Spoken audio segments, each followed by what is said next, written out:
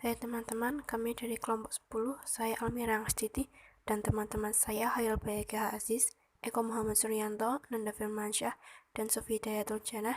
Di sini kami akan mempresentasikan tentang siklus akuntansi perusahaan jasa.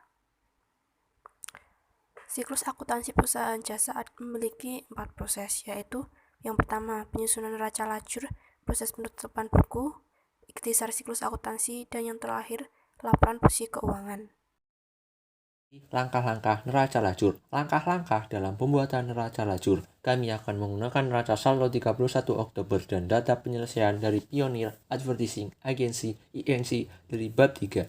Langkah 1. Penyusunan neraca saldo pada neraca lajur. Langkah 2. Masukkan penyesuaian dalam kolom penyesuaian. Saat menggunakan neraca lajur, masukkan seluruh penyesuaian. Gunakan akun-akun neraca saldo yang tersedia. Penyesuaian untuk Pioneer Advertising Agency adalah sama dengan penyesuaian. Mereka dimasukkan dalam kolom neraca lajur seperti berikut. A. Pioneer mendebit akun tambahan, beban perlengkapan 500 untuk biaya dari perlengkapan 1.500. Pioneer mendebit akun tambahan, beban asuransi 50 untuk asuransi yang telah habis masa pertanggungannya dan mengkredit asuransi dibayar di muka 50. Perusahaan membuat 2 akun penyesuaian tambahan. Perusahaan mendebit beban penyusutan 40 untuk penyusutan bulanan dan mengkredit akumulasi penyusutan peralatan 40. Pioneer mendebit pendapatan laba diterima. Pioneer mendebit akun tambahan. Perusahaan membutuhkan 2 akun tambahan yang terkait dengan bunga perusahaan. Pioneer mendebit beban gaji dan upah 1.100 untuk gaji yang masih harus dibayar dan mengkredit akun tambahan, utang gaji dan upah 1.200. Setelah Pioneer memasukkan seluruh penyesuaian, kolom penyesuaian dijumlahkan untuk membuktikan keenamannya. Yang ketiga atau langkah ketiga, memasukkan saldo penyesuaian dalam kolom neraca saldo setelah penyesuaian. Pioneer menentukan saldo setelah penyesuaian dari setiap akun dengan menggabungkan jumlah yang dimasukkan dalam 4 kolom pertama dari neraca lajur untuk setiap akun. Sebagai contoh, akun asuransi dibayar di muka dalam kolom neraca saldo memiliki saldo debit sebesar 60 dan saldo kredit sebesar 50 di kolom penyesuaian. Hasilnya adalah saldo debit sebesar 550 yang tercatat dalam kolom neraca saldo setelah penyesuaian. Untuk setiap akun, jumlah dalam kolom neraca saldo setelah penyesuaian adalah saldo yang akan muncul dalam buku besar setelah penjurnalan dan pemindah bukuan ayat jurnal penyesuaian. Setelah Pioneer memasukkan seluruh saldo akun dalam kolom neraca saldo setelah penyesuaian, kolom dijumlahkan untuk membuktikan kesamaannya. Jika jumlah kolom tidak sama, kolom laporan keuangan tidak akan seimbang dan laporan keuangan akan menjadi salah. Langkah 4. Menempatkan nilai neraca saldo setelah penyesuaian ke kolom laporan keuangan yang tepat. Langkah keempat adalah memasukkan nilai neraca saldo setelah penyesuaian ke kolom laporan laba rugi dan laporan posisi keuangan dalam neraca lajur. Pioneer memasukkan akun-akun laporan posisi keuangan dalam debit dan kredit laporan posisi keuangan yang tepat. Sebagai contoh, Pioneer menempatkan kas dalam kolom debit laporan posisi keuangan dan wesel bayar dalam kolom kredit. Pioneer menempatkan akumulasi penyusutan peralatan ke kolom kredit dalam laporan posisi keuangan. Alasannya adalah akumulasi penyusutan adalah akun lawan dari aset dengan saldo kredit. Karena neraca lajur tidak memiliki kolom-kolom untuk laporan saldo laba, Pioneer menempatkan saldo dalam modal saham-saham biasa dan saldo laba. Jika ada ke kolom kredit dalam laporan posisi keuangan. Selanjutnya, Pioneer menempatkan saldo dalam dividen ke kolom debit dalam laporan posisi keuangan karena dividen adalah akun ekuitas dengan saldo debit. Perusahaan memasukkan akun-akun beban dan pendapatan seperti beban gaji dan upah dan pendapatan jasa dalam kolom laporan laba rugi yang tepat. Ilustrasi di bawah ini memperlihatkan seluruh penempatan. Langkah 5. Jumlahkan kolom-kolom laporan keuangan, hitung laba neto atau rugi neto, dan lengkapi neraca lajur. Perusahaan sekarang harus menjumlahkan setiap kolom dari laporan keuangan. Laba neto atau rugi neto untuk suatu periode adalah selisih antara jumlah dalam 2 kolom laporan laba rugi. Dalam contoh ini, seperti diperlihatkan dalam ilustrasi di bawah, perusahaan memasukkan kata-kata laba neto dalam kolom nama akun. Perusahaan kemudian memasukkan nilai dalam kolom debit laporan laba rugi dan kolom kredit laporan posisi keuangan. Nilai saldo debit dalam kolom laporan laba rugi, nilai saldo kredit dalam kolom laporan posisi keuangan. Kemudian kredit dalam kolom laporan posisi keuangan menunjukkan kenaikan dalam ekuitas yang berasal dari laba neto. Setelah memasukkan laba neto atau rugi neto, perusahaan menentukan jumlah kolom yang baru. Jumlah keseluruhan yang diperlihatkan kolom debit dan kredit dalam laporan laba rugi akan sama. Jika kolom-kolom dalam laporan laba rugi atau kolom-kolom dalam laporan posisi keuangan tidak sama setelah laba neto atau rugi neto telah dimasukkan, maka terdapat kesalahan dalam neraca lajur. Ilustrasi di bawah memperlihatkan neraca lajur yang telah lengkap untuk Pioneer Advertising Agency Inc. Penyusunan laporan keuangan dari neraca lajur. Setelah perusahaan memiliki neraca lajur yang telah lengkap, perusahaan memiliki seluruh data yang diperlukan untuk penyusunan laporan keuangan. Laporan laba rugi disusun dari kolom-kolom laporan laba rugi. Laporan posisi keuangan dan laporan saldo laba disusun dari kolom-kolom laporan posisi keuangan. Ilustrasi di bawah memperlihatkan laporan keuangan yang disusun dari neraca lajur Pioneer. Pada titik ini, perusahaan belum menjurnal atau memindahbukukan ayat-ayat jurnal penyesuaian. Oleh karena itu, saldo buku besar untuk beberapa akun tidak sama dengan nilai yang ada dalam laporan keuangan. Jumlah yang diperlihatkan untuk modal saham biasa pada neraca lajur tidak berubah dari awal periode sampai akhir periode, kecuali perusahaan menerbitkan saham biasa tambahan selama periode tersebut. Karena tidak ada saldo dalam saldo laba Pioneer, akun ini tidak dimasukkan dalam neraca lajur. Hanya setelah laba neto atau rugi neto dipindah bukukan ke saldo laba. Baru kemudian akun ini memiliki saldo pada akhir tahun pertamanya beroperasinya perusahaan. Dan menggunakan neraca lajur, perusahaan-perusahaan dapat menyusun laporan keuangan sebelum mereka menjurnal dan memindah bukukan ayat-ayat jurnal penyesuaian. Namun demikian, neraca lajur yang lengkap bukanlah pengganti untuk laporan keuangan formal. Format data dalam kolom-kolom laporan keuangan dari neraca lajur tidak sama dengan format laporan keuangan. Sebuah neraca lajur pada dasarnya adalah alat kerja untuk akuntan. Perusahaan tidak membagikannya ke manajemen atau pihak-pihak lain. Pembuatan ayat jurnal penyesuaian dari neraca lajur. Neraca lajur bukanlah sebuah jurnal dan tidak dapat digunakan sebagai basic untuk memindah bukukan ke akun-akun dalam buku besar. Untuk menyesuaikan akun, perusahaan harus menjurnal penyesuaian dan memindah bukukan penyesuaian ke buku besar. Ayat jurnal penyesuaian dibuat dari kolom-kolom penyesuaian dalam neraca lajur. Huruf referensi dalam kolom-kolom penyesuaian dan penjelasan penyesuaian di bagian bawah neraca lajur membantu menentukan ayat-ayat jurnal penyesuaian. Penjurnalan dan pemindah bukuan ayat jurnal penyesuaian mengikuti penyusunan laporan keuangan saat neraca lajur digunakan. Menutup buku. Penutupan buku adalah kegiatan yang dilakukan di bagian keuangan untuk meng-cut off atau menutup laporan di akhir periode. Kegiatan ini dilakukan pada 2 tahap, yaitu pada akhir bulan dan pada akhir tahun. Tutup buku akhir bulan. Penutupan buku akhir bulan berfungsi sebagai pemindahan periode akuntansi dari periode sebelumnya menuju ke periode yang berada di depannya. Sedangkan tutup buku akhir tahun hanya berfungsi sebagai penutup periode tahunan atau tahun berjalan dan membuat jurnal pembalik di antara laba ditahan beserta laba tahun berjalan.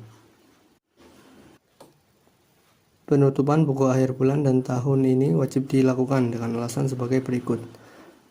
Yang pertama, melihat nilai akhir dari laporan neraca sehingga berbagai pihak seperti direksi, pemodal, dan pihak ketiga dapat melihat posisi keuangan dan kekayaan perusahaan. Yang kedua, melihat nilai akhir dari laporan laba rugi sehingga berbagai pihak seperti direksi, pemodal, dan pihak ketiga dapat melihat kinerja keuangan perusahaan yang dimaksud. Yang ketiga, membentuk saldo awal di bulan atau tahun baru saat suatu akun neraca dari saldo akhir bulan atau tahun sebelumnya. Yang keempat, menganalisis rasio keuangan. Yang kelima, membagi-bagikan dividen dari laba ditahan seperti setelah penutupan buku akhir tahun. Yang keenam, sebagai langkah cut-off data keuangan. Cut-off digunakan juga untuk data keuangan yang dikerjakan dalam software akuntansi. Proses menutup buku memiliki 3 langkah. Yang pertama, data keuangan dimasukkan ke dalam buku atau sistem pencatatan. Yang kedua, data yang telah dimasukkan ke dalam sistem direkonsiliasi atau diperiksa ulang untuk memastikan keakuratannya. Yang terakhir, menutup pembukuan. Artinya, para akuntan perusahaan menyetujui dan menyelesaikan data sehingga laporan keuangan seperti laporan laba rugi dan neraca dapat dibuat.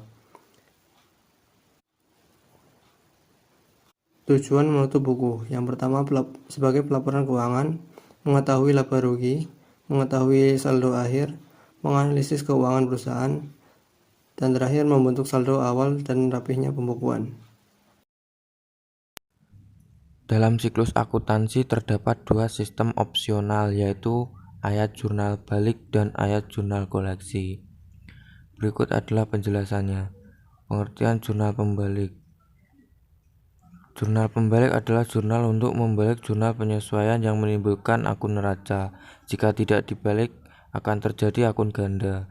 Dengan kata lain, jurnal yang memiliki istilah lain reverse entry ini yang dibuat pada periode akuntansi berikutnya untuk membalik jurnal penyesuaian yang menimbulkan perkiraan real baru. Jurnal ini merupakan jurnal yang sengaja dibuat untuk membalik beberapa jurnal penyesuaian tertentu yang sudah disusun pada periode sebelumnya. Adapun fungsinya yaitu yang pertama, mempermudah pencatatan transaksi pada awal periode akuntansi yang baru, terutama yang berhubungan dengan ayat jurnal penyesuaian. Yang kedua, menyederhanakan penyusunan jurnal periode akuntansi berikutnya. Yang ketiga, meminimalkan kesalahan atau kekeliruan yang mungkin bisa terjadi.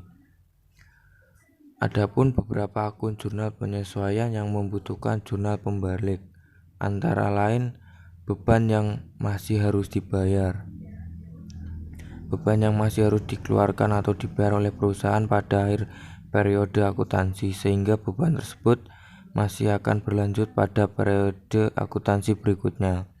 Yang kedua, beban dibayar di muka adalah beban yang sudah dibayarkan namun belum dicatat sebagai beban pada periode tersebut. Yang ketiga, pendapatan yang masih akan diterima. Pendapatan yang masih akan diterima adalah pendapatan yang sudah terjadi namun karena beberapa alasan belum diakui sebagai pendapatan perusahaan.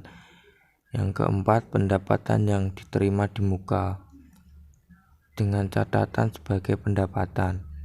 Pendapatan diterima di muka adalah pendapatan yang diterima oleh perusahaan pada awal transaksi yang belum dilakukan kepada pelanggan.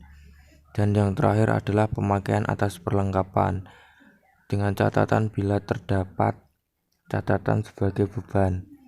Perlengkapan yang digunakan secara terus-menerus oleh perusahaan kemudian dicatat sebagai beban dalam ayat jurnal penyesuaian. Pengertian jurnal koreksi. Jurnal koreksi atau correction entry merupakan jurnal yang dibuat khusus untuk memperbaiki kesalahan. Misalnya jika terjadi kesalahan saat mengklarifikasi akun atau mencatat nilai, jurnal ini diperlukan pada semua pekerjaan akuntansi baik manual ataupun menggunakan software. Berikut ini beberapa langkah membuat jurnal pembetulan antara lain. Yang pertama, jurnal penghapusan merupakan langkah pertama yang dilakukan dalam membetulkan jurnal yang salah. Sebelum itu, jurnal yang salah harus dihapus terlebih dahulu. Yang kedua, jurnal sebenarnya. Jurnal penghapusan dibuat dengan menghapus bagian salah. Jurnal sebenarnya digunakan untuk memperjelas hitungan sebuah jurnal. Yang ketiga, jurnal koreksi. Pada tahapan ini, jurnal koreksi dibuat untuk menggabungkan jurnal penghapusan dan jurnal sebenarnya. Kedua tahapan tersebut ditandingkan untuk dikoreksi. Selain dapat dibuat secara manual, jurnal ini bisa dikerjakan dengan bantuan software akuntansi agar lebih mudah. Laporan posisi keuangan. Laporan posisi keuangan merupakan salah satu laporan keuangan yang dibuat oleh perusahaan atau badan untuk memberikan informasi tentang posisi aktiva, kewajiban, dan modal pada akhir periode. Unsur laporan posisi keuangan yaitu 1. Aktiva atau aset merupakan sumber daya yang dikuasai oleh perusahaan atau instansi dengan harapan bisa memberikan manfaat ekonomi di masa yang akan datang. Kedua, kewajiban yang biasanya timbul dari peristiwa masa lalu sehingga perusahaan harus melakukan penyelesaian di masa depan. Modal atau ekuitas merupakan sebuah hak residual atas aset perusahaan setelah dikurangi semua kewajiban. Isi laporan posisi keuangan yaitu 1. Neraca, laporan laba rugi, laporan perubahan ekuitas, laporan perubahan posisi keuangan, dan catatan laporan lain serta materi penjelasan yang merupakan bagian integral dari laporan keuangan. Manfaat laporan posisi keuangan yaitu 1. Likuiditas, kedua, solvabilitas, dan ketiga, fleksibilitas. Kelemahan laporan posisi keuangan. Kelemahan yang pertama adalah laporan ini dilihat dari sebagian aset atau aktiva yang diukur dan disajikan dengan biaya perolehan atau biaya perolehan yang diamortisasi bukan dengan nilai kini. Aktiva atau aset yang tidak berwujud nyata memiliki manfaat ekonomi. Selanjutnya, soal unsur kewajiban di mana siap laporan neraca mungkin akan memiliki data yang tidak dilaporkan sebagai kewajibannya. Dan yang terakhir, kelemahan selanjutnya adalah pengukuran nilai sebagai unsur neraca.